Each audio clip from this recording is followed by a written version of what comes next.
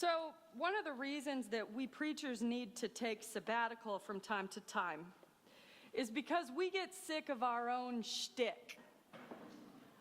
Because we need some fresh ideas. And since I have been doing my shtick in this pulpit for 6 years now, most of you know the basics. Most of you know even the key elements of my own spiritual autobiography, and so I will not bore you by elaborating too much. The short version is this: I grew up Catholic. I even pondered being a nun. And I studied theology with some awesomely radical social justice Jesuits before following this theological thread of my life right into Unitarian Universalist Seminary when I was barely old enough to drink. And that wide open embrace of Unitarian Universalism, it was and is the home for my spirit. It was where I belonged. It still is. I knew when I found it that this faith had room in it, both theologically and personally, for me to change, for me to grow, for me to become something new and still find a home here among us, among you. I felt assured that if I followed my own path, down a different belief structure than the one I carried with me through these doors, that I wouldn't have to up and leave, and that I wouldn't have to ask anybody else to leave if their faith or belief structure changed either. I have always had a home here among the Unitarian Universalists in this tradition that we share. I have always appreciated everything about our theological heritage, all except for one thing. One little sneaky issue that I noticed from the very earliest days of seminary.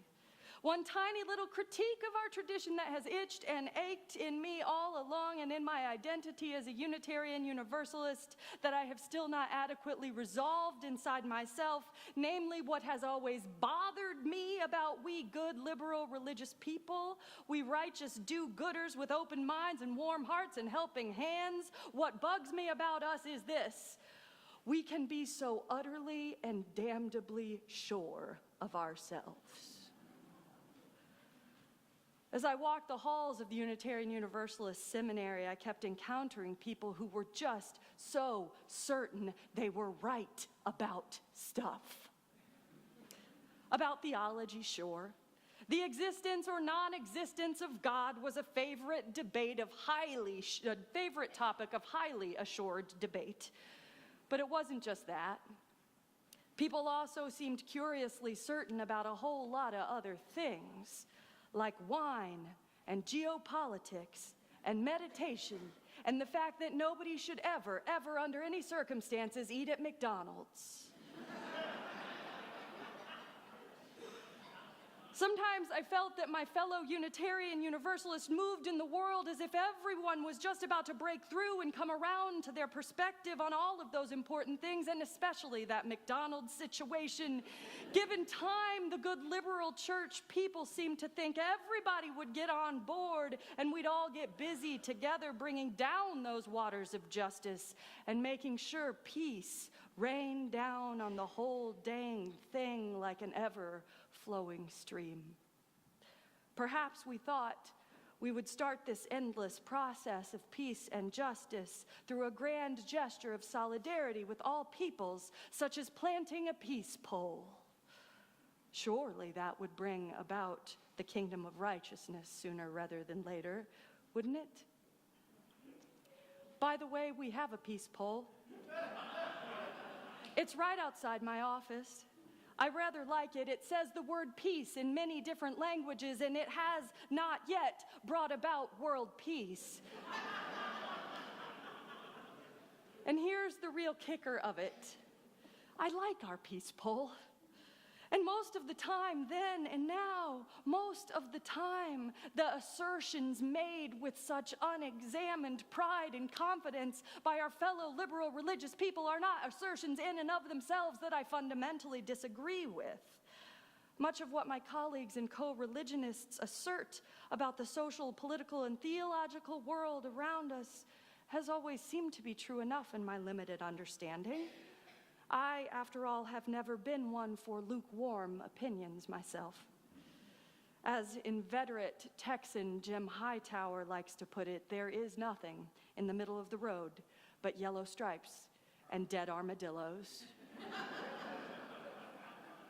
I do believe, friends, that we need to stake our claims and we need to stand somewhere, and I do not begrudge us or our tradition any of that. What was challenging to me, what is challenging to me among liberal religious compatriots like all of you whom I love, was not for the most part the assertions that were made. It was the utter certitude with which we seem to make those assertions, as if we had found our place on one side or the other of every single idea, and not only abandoned the middle of the road, but failed to see that there were drivers headed somewhere worthwhile on that other side of the highway to begin with.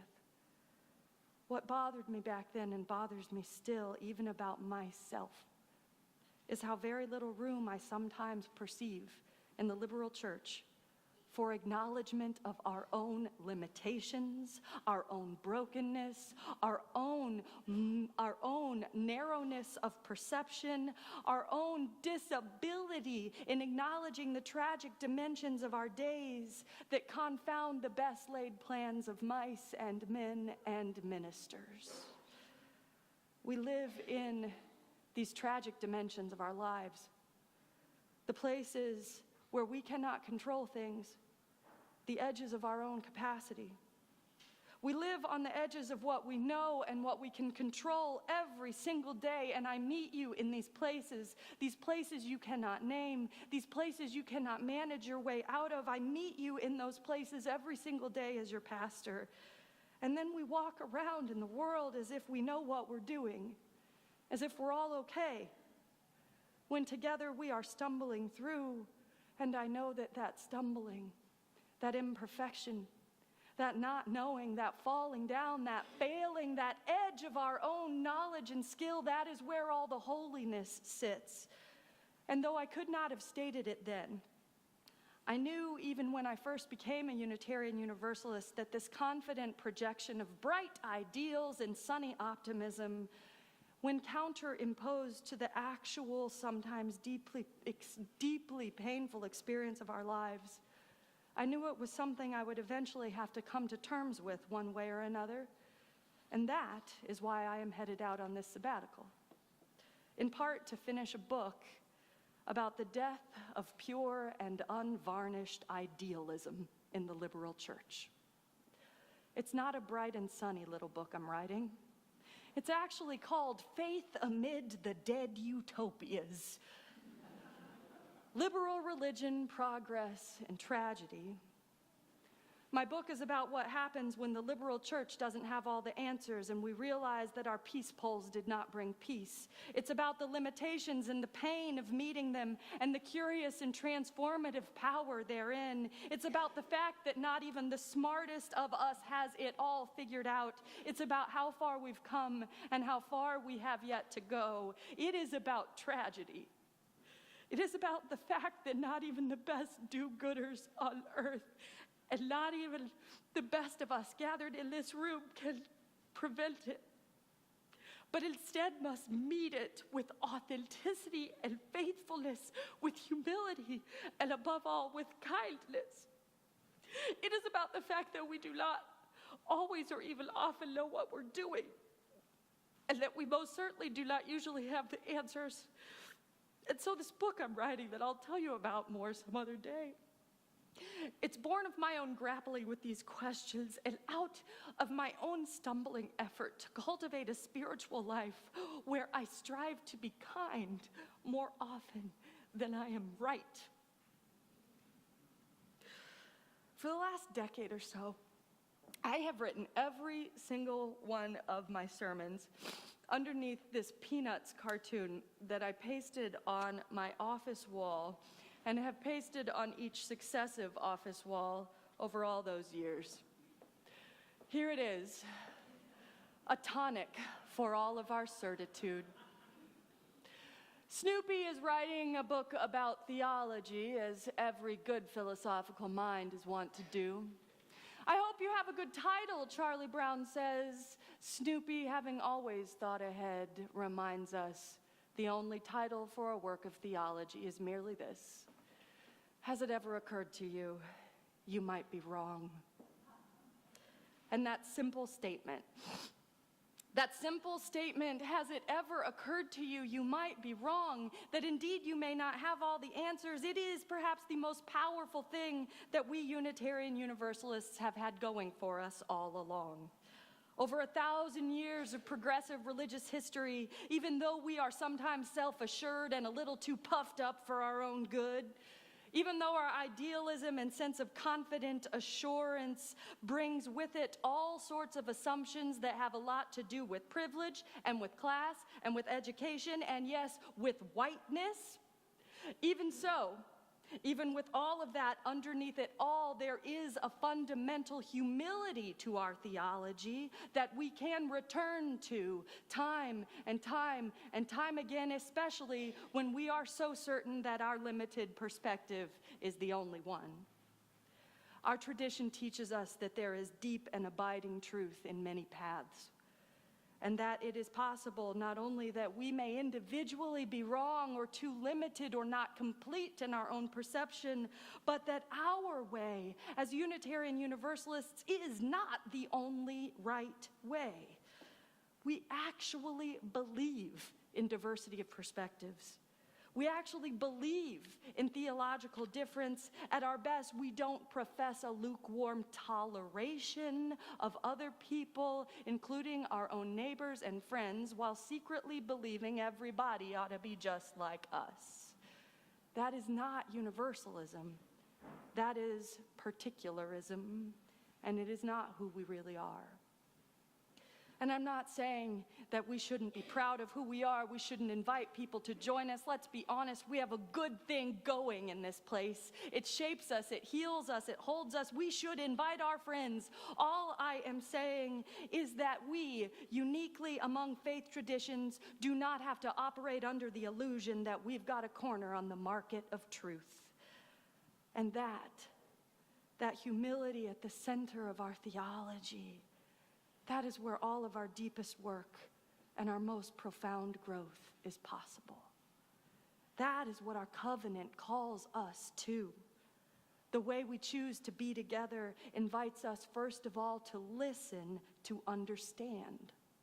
Not to listen so that we can ready our counterpoint in the argument we're always ready to have. Not to judge or prove a point, but to listen so that we might understand, so that we might meet each other with the respect of taking each other's stories seriously. That great philosopher Rousseau once said, "I don't know," is a phrase that becomes us as human beings. It is a starting point for our ongoing growth. It is an acknowledgement that wherever it is we are going, we have not arrived there yet, and that there will always be spaces between all of our grand assurances. This space to grow, to move, to change, it all starts with "I don't know." It all leads to a continued conversation. It is the whole basis of congregational life. If you are complete, if you are done, if your ideas are written in stone, you don't need to hang out with all these other people and talk about big ideas. "I don't know" is the open space that allows us to take the next step on the journey. It is an essential component of the most rational questions.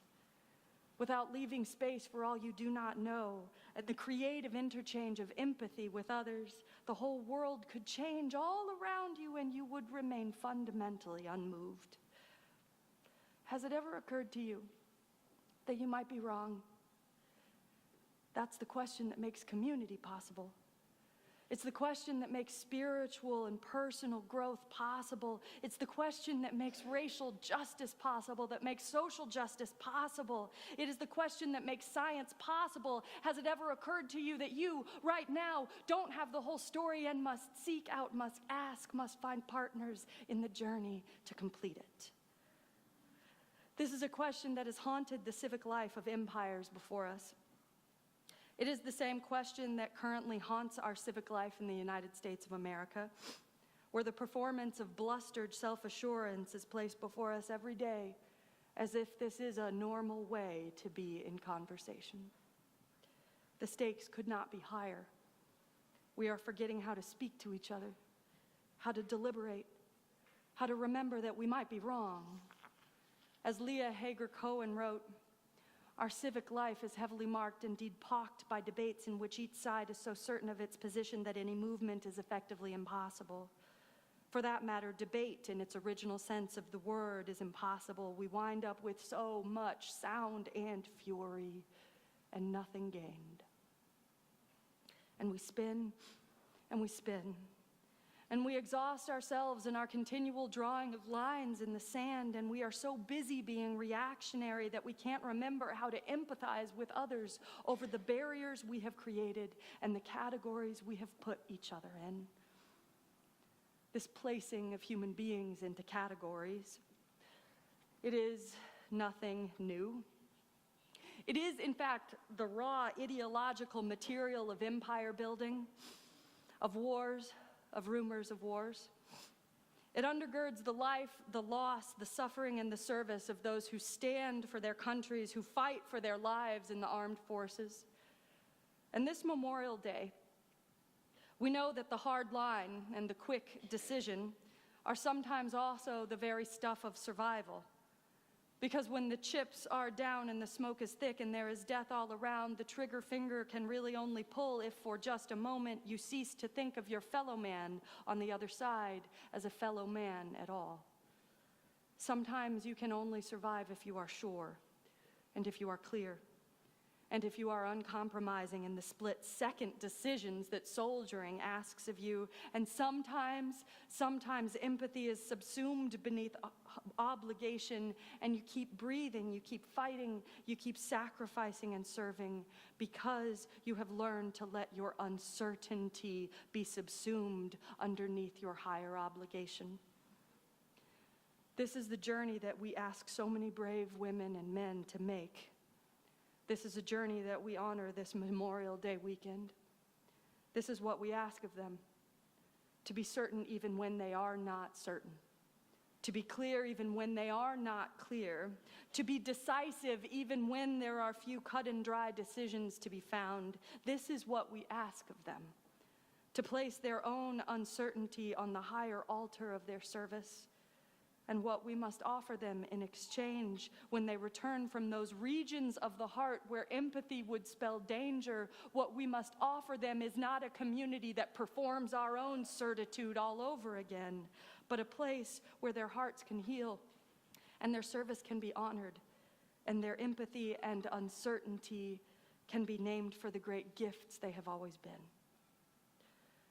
I talked this week with Bob Heiderer, who's right here among us. Bob's been at River Road since the 1960s. He's a veteran of 3 wars who flew a Navy fighter off an aircraft carrier to take on Russian MiGs in the dead of night. He is that guy. He followed his mission faithfully, and he served his country with distinction in World War II, in Korea, and in Vietnam, before coming home to his back porch right here in Bethesda and his seat by the window right here in this congregation. Bob fought in some of the darkest places in a whole generation of America's wars, and when he came home, he said he had to relearn how to empathize again, how to be uncertain again. He had to relearn the fundamental humanity of every soul, no matter what, and to make space in his heart for people again, and for all of their differences. Empathy, Bob says, is the heart of what he comes here for. In life and in faith, it is not certainty he is after. Theologically or otherwise, he has had enough of that. Instead, what he looks for are practices that build his empathy, that give it back to him as a gift, where once there was only deadly certitude and the survival of another day. Bob sits on the bench out here in the garden at River Road, where he can see the trees, where the word empathy is carved in stone like an epitaph. He sits there every week, and he thinks on a world where all the young dead soldiers and sailors didn't have to pretend they knew what they were doing all along. We are all more fragile than the certainties we perform for each other. We are none of us in possession of all the wisdom we will need to survive. We are all of us so desperately in need of each other's wisdom and empathy and compassion that the absence of it could prove our undoing. And the gift of not being sure, of coming home to a theology of humility which says you do not have to have it all figured out, which invites you to lean over the edge of all you do not know, that gift is right here every day and not just in the walls of our sanctuary. Sure, I know. We good liberal religious people believe in people. We have every reason to project confidence in ourselves and our human capacity to overcome great obstacles. Our fundamental optimism is one of our gifts to the world. We can build a world where we bind up the broken. We can plant peace poles that at least point the way toward peace. But we can only do it together, with others who fill in the gaps of all that we do not know, with a kindness that is deeper than our need to be right, with an empathy that turns all of our bluster and all of our performance of certitude and all of our self-assurance into a starting point for all that yet will be.